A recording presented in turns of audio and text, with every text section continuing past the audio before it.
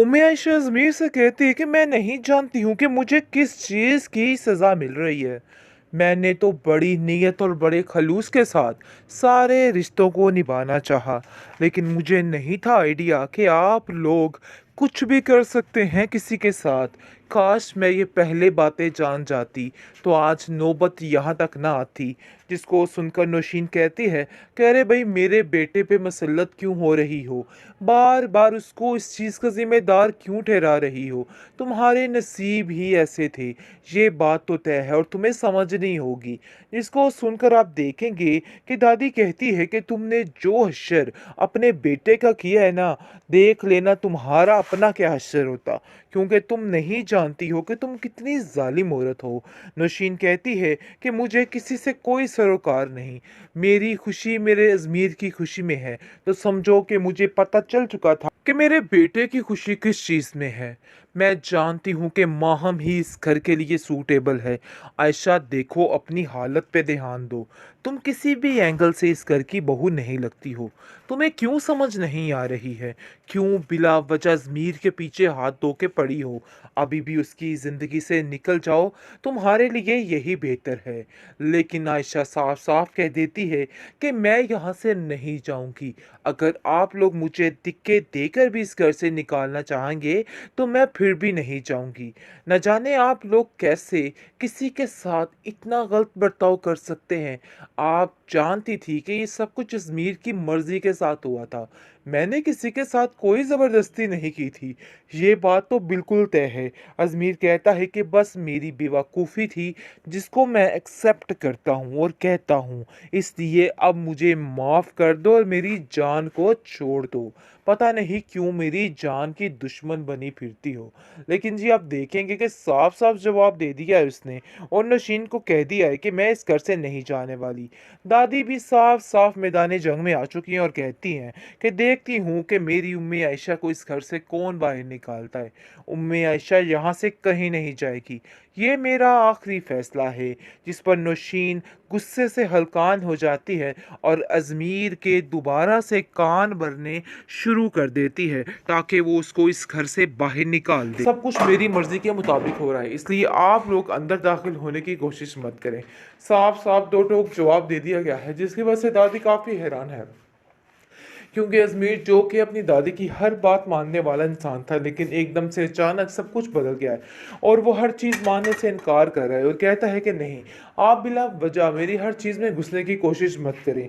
उम्मे आयशा की दफ़ा भी आप लोगों ने अपनी मर्ज़ी मुझ पर मुसल्लत की थी, लेकिन इस दफ़ा ऐसा वैसा कोई सीन नहीं होने वाला। आपको ये बात समझनी होगी, वरना बहुत मुश्किल हो जाएगी। लेकिन जी, आप देखेंगे कि उम्मे आयशा जो है वो भी इस चीज़ को समझा लेती है दिल को और कहती है कि नहीं, अब ये बातें ज़्यादा मज़ीद करने का कोई भी फ़ायदा नहीं है। वो दादी को भी समझाती है, जो हो रहा है सो होने दीजिए, इसलिए अब आपको कुछ भी कहने की ज़रूरत नहीं है।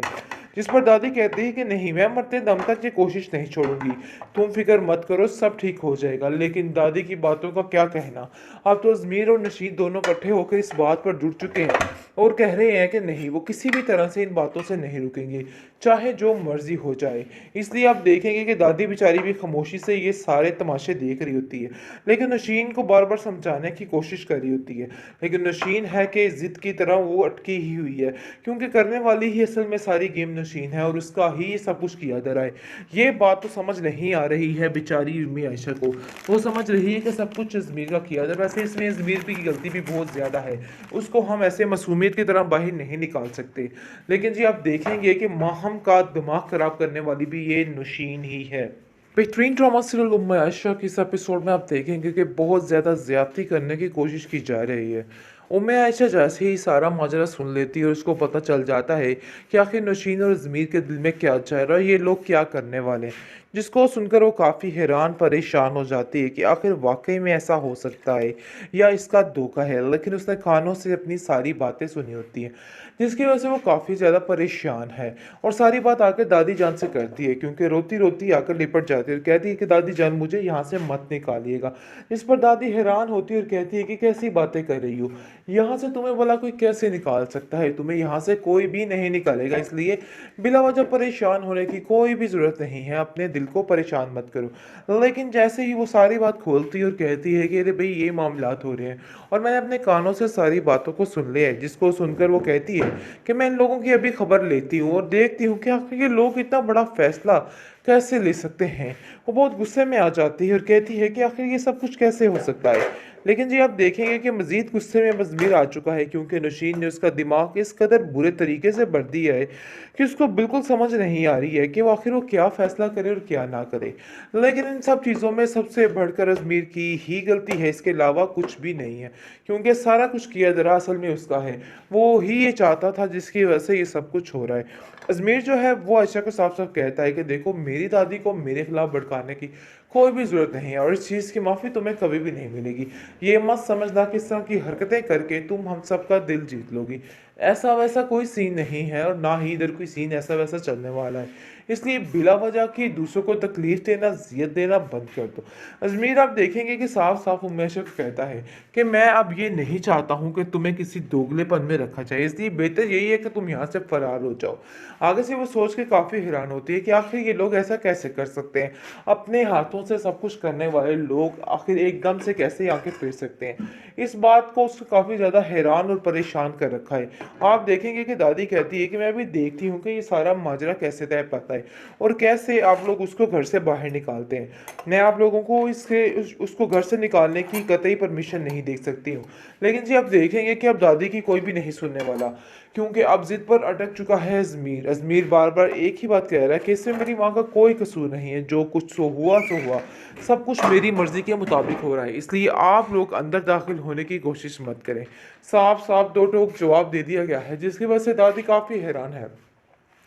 क्योंकि अजमेर जो कि अपनी दादी की हर बात मानने वाला इंसान था, लेकिन एकदम से अचानक सब कुछ बदल गया है और वो हर चीज़ मानने से इनकार कर रहा है और कहता है कि नहीं, आप बिला वजह मेरी हर चीज़ में घुसने की कोशिश मत करें। उम्मे आयशा की दफ़ा भी आप लोगों ने अपनी मर्ज़ी मुझ पर मुसल्लत की थी, लेकिन इस दफ़ा ऐसा वैसा कोई सीन नहीं होने वाला। आपको ये बात समझनी होगी, वरना बहुत मुश्किल हो जाएगी। लेकिन जी आप देखेंगे कि उम्मे आयशा जो है वो भी इस चीज़ को समझा लेती है दिल को और कहती है कि नहीं, अब ये बातें ज़्यादा मज़ीद करने का कोई भी फ़ायदा नहीं है। वो दादी को भी समझाती है, जो हो रहा है सो होने दीजिए, इसलिए अब आपको कुछ भी कहने की ज़रूरत नहीं है। जिस पर दादी कहती है कि नहीं, मैं मरते दम तक ये कोशिश नहीं छोड़ूंगी, तुम फिक्र मत करो, सब ठीक हो जाएगा। लेकिन दादी की बातों का क्या कहना, अब तो अजमीर और नशीद दोनों इकट्ठे होकर इस बात पर जुड़ चुके हैं और कह रहे हैं कि नहीं, वो किसी भी तरह से इन बातों से नहीं रुकेंगे, चाहे जो मर्जी हो जाए। इसलिए आप देखेंगे कि दादी बेचारी भी खामोशी से ये सारे तमाशे देख रही होती है, लेकिन नशीन को बार बार समझाने की कोशिश कर रही होती है। लेकिन नशीन है कि जिद की तरह वो अटकी ही हुई है, क्योंकि करने वाली ही असल में सारी गेम नशीन है और उसका ही ये सब कुछ किया जा रहा है। ये बात तो समझ नहीं आ रही है बेचारी उम्मी आयशा को। वो समझ रही है कि सब कुछ ज़मीर का किया जा रहा है। वैसे इसमें ज़मीर की गलती भी बहुत ज़्यादा है, उसको हम ऐसे मासूमियत की तरह बाहर नहीं निकाल सकते। लेकिन जी आप देखेंगे कि माहम का दिमाग ख़राब करने वाली भी ये नशीन ही है।